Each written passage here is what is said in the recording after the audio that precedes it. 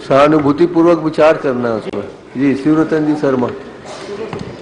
माननीय अध्यक्ष जी, माननीय मंत्री जी ने जो आज संशोधन के साथ उत्तर दिया है, इस उत्तर में ही विरोधाभास है। 4 प्रश्न हैं मेरे। एक में आपने समिति गठन करने को स्वीकार किया है और 3 महीने का समय दिया है कि 3 महीने में समिति रिपोर्ट देगी। समिति गठित हुई है 16/9/2021 को और आज पर्यंत तक इस समिति की रिपोर्ट नहीं आई है। दूसरी तरफ माननीय मंत्री जी ने मेरे गा के उत्तर में कहा है कि मैंने 7/3/2019 के बिंदु क्रमांक 3 में उल्लेखित क्रमोन्नति समयवाद में क्या कार्रवाई विभाग द्वारा की गई, उसमें जी हां लिखा है और घा में कहा है शिक्षा कर्मियों का संविलियन हो जाने के कारण उक्त घोषणा अप्रासंगिक हो गई है।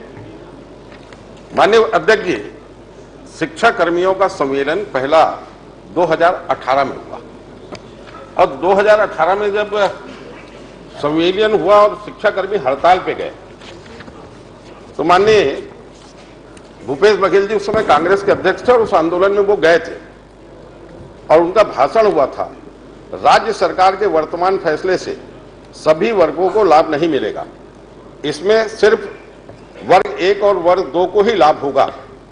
वर्ग 3 अब भी विसंगति से जूझ रहा है।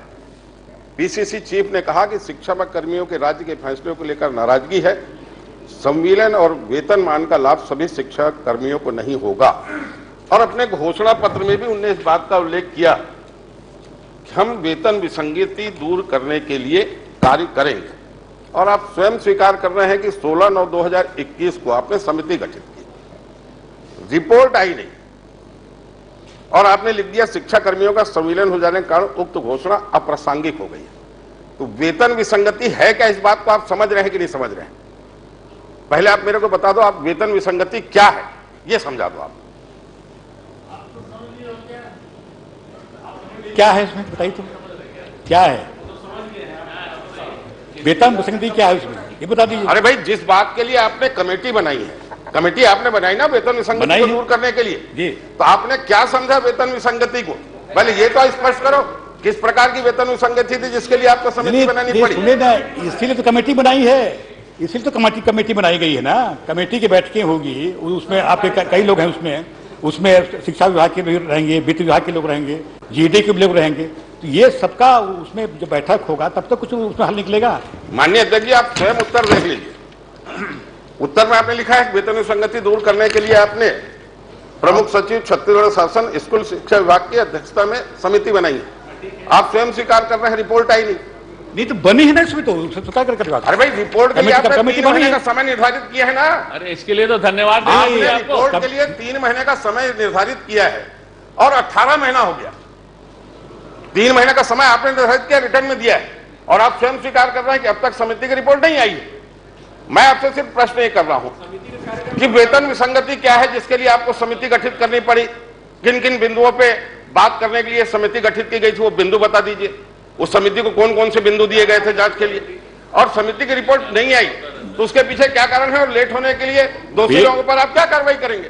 वेतन विसंगति के जितने भी आपका मुद्दे उसमें है, क्या क्या उसमें हो सकता है, इसीलिए तो कमेटी बनाई गई है। और कमेटी जो बनाई गई है, अगर कमेटी समय पर अगर अपनी रिपोर्ट नहीं देता है जो समिति बनाई, उस समिति को किन किन बिंदुओं पर विचार करना था, आपने कौन कौन से बिंदु तय किए बता दो आप मेरे को।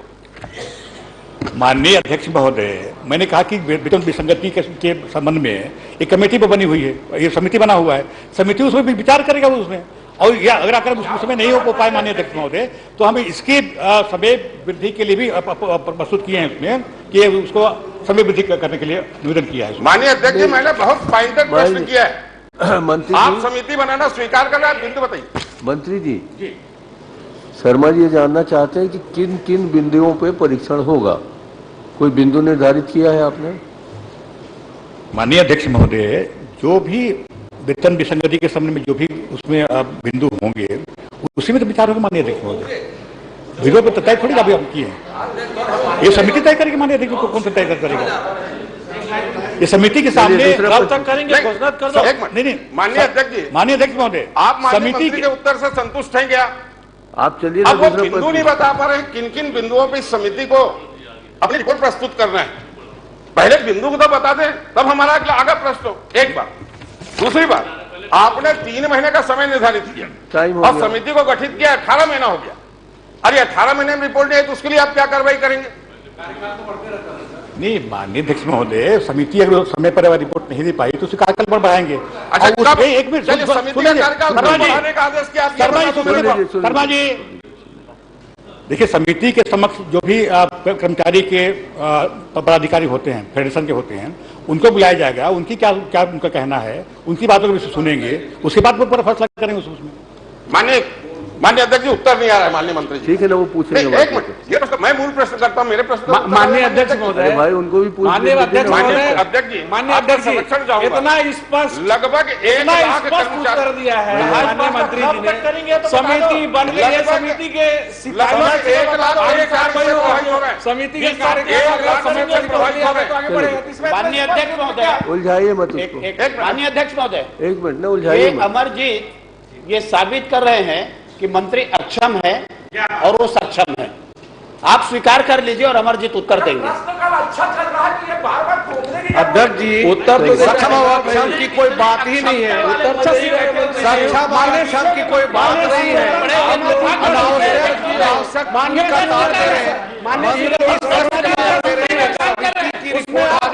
बात होगी, समिति गठन हुई है और समिति उसी बिंदु में विचार करेगी। सक्षम और अक्षम की बात कहाँ गई? देखिए, चलिए बैठिए, हो गया। हमारे मंत्री में कौन सा और अगर आप सक्षम हैं, आप बैठिए, मंत्री जी ने साफ अमरजीत जी, अमरजीत जी प्लीज। बाद हम चर्चा करेंगे। तो कहाँ से बात आ गई? माननीय अध्यक्ष जी, कुछ बिंदु, एक मिनट, मैंने 2 प्रश्न किए, मेरे दोनों मैं पूछ तो रहा हूँ, मैं अगला जी, मैं उन्हीं को पूछ रहा हूँ जी। बिंदु निर्धारित किया गया था क्या कि किन किन प्रश्न पर उनसे जवाब लिया जाएगा या जांच किया जाएगा? माननीय अध्यक्ष महोदय, ये शिक्षकों की जो वेतन विसंगतियां है, ये अंतर विभागीय समिति का गठन किया गया। ठीक, उसमें प्रमुख सचिव शिक्षा, सचिव सामान्य प्रशासन, ये तो कमेटी हो गई है, सचिव सामान्य प्रशासन और सचिव वित्त विभाग, ये सबसे मिला जुआ है। और समिति के समक्ष फेडरेशन के पदाधिकारी को भी अपने पक्ष रखने का अवसर रहेगा। उसमें उनकी क्या मांग है, किस प्रकार की वेतन विसंगतियां है, उसी में चर्चा करूंगा। मान्य चलिए बताइए मुझे कि उसमें एक आध बैठक हुई है कि नहीं? 1-2 बैठक हो गई है क्या उस समिति? जी, एक बैठक हुई, एक बैठक हो गई। एक माननीय अध्यक्ष जी, 3 महीने में रिपोर्ट आनी थी, 3 महीने में रिपोर्ट नहीं आई। मैंने पूछा कौन कौन से बिंदु निर्धारित थे, उसका उत्तर नहीं आया। अब मैं तीसरा प्रश्न कर लेता हूं इनसे। हाँ, तीसरा कर लीजिए। 2 का उत्तर नहीं आया, इनका आ जाए उसके बाद आपको देता हूँ। 2 का उत्तर नहीं आया, मैं तीसरा प्रश्न कर रहा हूं। अरे इनका हो जाने दो ना। मेरे गा के उत्तर में इन्हें स्वीकार किया है, शिक्षा कर्मियों का संविलियन हो जाने के कारण उक्त घोषणा अप्रासंगिक हो गई है। शिक्षा कर्मियों का संविलियन पहले 2018 में हो चुका था, उसके बाद जन घोषणा पत्र जारी हुआ। अब जब शिक्षा कर्मी का संविलियन हो गया तो ये घोषणा जन घोषणा पत्र लेने के पीछे क्या कारण था? संविलियन हमारे सरकार में आने के बाद हुआ। माननीय अध्यक्ष जी, आप समय मत, हमारे सरकार में आने के बाद संविलियन हुआ है। अरे 2018 में हुआ था, आपने कहा डंडा मारा था भगत जी, आपने तो भगत जी डंडा मारा था, संविलियन की मांग कर रहे थे। तो ओ भगत जी प्लीज, चलिए आप बताइए। माननीय अध्यक्ष महोदय, शर्मा जी का प्रश्न घ में यह है कि क्या घोषणा पत्र 1998 में कार्यरत शिक्षा कर्मी वर्ग 3 को क्रमोन्नति प्रदान करने की बात कही गई थी? यदि हाँ तो क्या उस घोषणा पत्र पूरा कर लिया गया है? मैंने कहा कि उस समय कही गई थी, जी हाँ। अब चूंकि शिक्षा कर्मी का सम्मेलन सहायक शिक्षक में नियमित हो गया है, नियमित उसमें हो गया है, तो ये उसमें नहीं आते हैं। और ये जो इसमें जो क्रमोन्नति में मिलना चाहिए वो मिलेगा, उसमें सहायक शिक्षकों को मिलेगा। माने मैंने जो प्रश्न किया है इसमें एक आपका प्रश्न थोड़ा लंबा हो गया। ऐसा है आप 1 घंटे जवाब दे चुके हो। 1 घंटे चला है शिक्षा विभाग में आपका प्रश्न, इसलिए आप ध्यान से सुनिए, अभी 10 ही मिनट हुआ। चलिए शर्मा जी, माननीय इनका नहीं चला था 1 घंटे, इनके पहले वाले का चला था 1 घंटे ताकि इनका मत आए। शिक्षा कर्मियों का मामला ये था, कारण उक्त घोषणा अप्रासंगिक हो गई है। इस बात को आप 4 बार कह चुके हैं। मैं मालूम इसका उत्तर नहीं आ रहा है ना, तो प्रश्न करना भी नहीं आ रहा माननीय अध्यक्ष जी, इनको आप थोड़ा मेरे को सिखा सिखाओगे? दीजिए। इधर उधर मेरा तो प्रश्न क्या करना है वो भी प्लीज थोड़ा प्लीज सिखाओगे। Please please. अरे प्रश्न थोड़ा ठीक ठाक करिए। अमरजीत जी, आपसे पहले विधायक बनाऊं, आप मेरे को मत सिखाओ। चलिए चलिए, तो प्रश्न तो ठीक ठाक करो ना, उसका तो उत्तर है, आप वही मैं अटक गए हो। नहीं, मेरे समय में भगत जी, काम तो आना चाहिए। भगत जी प्लीज हो जाइए। अरे काम तो आना चाहिए। खाली 20 रुपए अरे वसूली में ध्यान लगाओ। आपका दर्द हमको मालूम है, मानिए, आपका दर्द मेरे को अच्छी तरह से अरे मालूम मेरे है। को कहीं कोई दर्द होता ही नहीं, बता रहा हूं मैं मैं, 70 दर्द से मेरे को जानता मालूम है। हूँ। मानिए, मर्द को दर्द नहीं होता अंग्रेजी। चलिए चलिए प्लीज बैठने तो दीजिए, कैसे मालूम उनका धर्म ये है? करने दीजिए उनको। माननीय उपाध्यक्ष जी, 7/3/2019 प्रमुख सचिव स्कूल शिक्षा विभाग का पत्र है और इन्हें पत्र में लिखा है, चूंकि वर्तमान में पदोन्नति नहीं की जा सकती, अतः पूर्व में प्रकाशित वरिष्ठता सूची के आधार पर यथा आवश्यक क्रमोन्नति समयमान वेतनमान की कार्रवाई तत्काल करें। ये 7/3/2019 के शिक्षा विभाग के सचिव, प्रमुख सचिव का पत्र है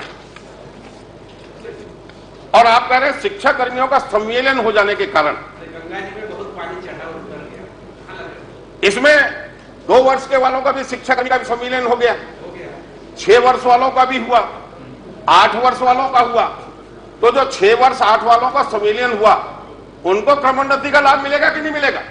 आप स्वयं स्वीकार करें, बोले तो मैं और पत्र पढ़ के बताता हूं शिक्षा विभाग के बाकी विभागों के सचिव का। माननीय अध्यक्ष महोदय, पदोन्नति और कर्मोन्नति और समय वेतनमान ये सतत प्रक्रिया है। ये सब जैसे जैसे पात्र होते जाते हैं उसमें उनको मिलता जाएगा। माननीय अध्यक्ष महोदय, अभी तक जो आप बता रहे हैं कि अभी तक शिक्षा विभाग में 13,393 कर्मचारियों को समयमान और क्रमोन्नति का लाभ मिला है। माननीय अध्यक्ष जी, मुझे दुख के साथ कहना पड़ रहा है कि माननीय मंत्री जी मेरे प्रश्न को ही नहीं समझ पाए। चलिए मैं समझता हूं कि आप उनको जाके समझा दीजिए। नहीं, उनको समझाने से कोई फायदा नहीं है, उनको एक ही चीज समझ आती है। माननीय अध्यक्ष जी, मैंने पहला प्रश्न किया था कि वेतन विसंगति क्या है, चलिए आप उसका भी उत्तर नहीं दे पाए।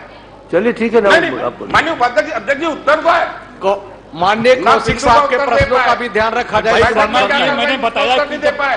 शर्मा जी, जब मैं बता दिया कि जब उसमें जो उस कमेटी में माननीय अध्यक्ष महोदय जो कर्मचारी के भी लोग उसमें आएंगे, उसमें से चर्चा होगी, तभी तो उसमें बनेगा। उसमें क्या करें, उसमें दिक्कतें हैं, वो सबका उसमें समाधान किया जाएगा। उसमें माननीय शर्मा जी समझ नहीं रहे इस बात को। असल में इस वेतन विसंगति का जो मामला है अध्यक्ष जी, चलिए ये व्याख्याता, शिक्षक और सहायक शिक्षक, ये तीनों के जो वेतनमान का अंतर है, मूल विषय ये, और उस विषय पे ये सरकार कोई कार्रवाई नहीं कर रही। जन घोषणा पत्र में इस विसंगति को दूर करने का उल्लेख किया गया और अब इससे पीछे हट रहे हैं। 1 लाख शिक्षकों को, सहायक शिक्षकों को ये सरकार धोखा दे रही है। माननीय अध्यक्ष, 1 लाख शिक्षकों से जुड़ा हुआ मामला है। मैं आपसे आग्रह करता हूं इस पर कोई समय सीमा निर्धारित करें। आप अगर उत्तर से संतुष्ट नहीं है, आप आधे घंटे का और समय ले लीजिए और पूरी तरह संतुष्ट माननीय हो अध्यक्ष जाइए। जी, आप अन्यथा नहीं तो बोलो। हाँ, पहले बोलिए। भी कई बार आपने आधे घंटे समय बात की, एक बार आधे घंटे की चर्चा नहीं हुई। करा लीजिए, करा देते हैं। मैं आज लिख कर देता हूँ, आप समय निर्धारित कर दीजिए। लिख के दीजिए। मैं आज लिख कर दे देता हूँ, चलिए, पर निवेदन आप है इसी सत्र में करा ले चर्चा उस पर। हाँ ठीक, इस सत्र में आप समय दिलाओगे तो कर देंगे। नहीं, आपके ऊपर है वो तो। अरे आप लोग जाओगे नहीं, इधर से समय रहेगा तो आसंदी समय निर्धारण को आसंदी करना है। माननीय, चलिए मैं आज लिख कर देता हूँ, आप चर्चा करा लीजिए। चलिए मान